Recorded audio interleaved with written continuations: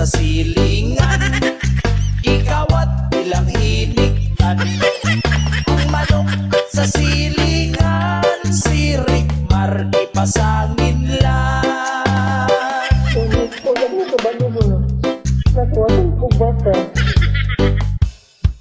Among silingan hintawon, nagyaw-yaw siya kahapon. Kay siya gikawatan, mga manok nga hiniktan. Wa niya nabantayan, gagiukoy na sa kawatan. Idala iyang hiniktan, nga pangsabong sunod buwan. Ang iyahang gidudahan, si Apay Rickmar ang pangalan. Kay mauni bang giitan, sa kinawatay ug hiniktan.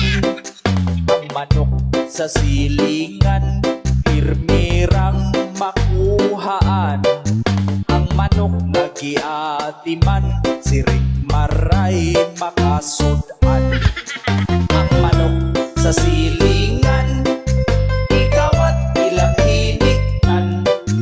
Ang manok sa silingan, si Rickmar ipasangin lang. Ikaw, tawag na ko karon sa barangay. Suko kay barangay captain ako kay ilaha daw manok imong gikawat gabi. Grabe naman kay Rickmar. Wala naman kay pili Rickmar. Kung si Rickmar mangawat, ang tag-iya kay malipat. Ang manok di yun katingog, kay gituok niyang liog. Si Apay Rickmar pasangil lang, mangayo kapaya sa silingan. Dili mabantayan, ang hiniktan ang birahan. Si Rickmar na'y mulihok, impas yun ang mga manok. Kung mangawat naghiniktan, apilon pang mungaan. Si Apay Rickmar nga kawatan, lisod ni siya madakpan. Kay wakwak iyang inahan, yaw kung ilang patakdan. Ang manok sa silingan, ikaw at ilang hiniktan. Ang manok sa silingan, si Rickmar ipasangin lang.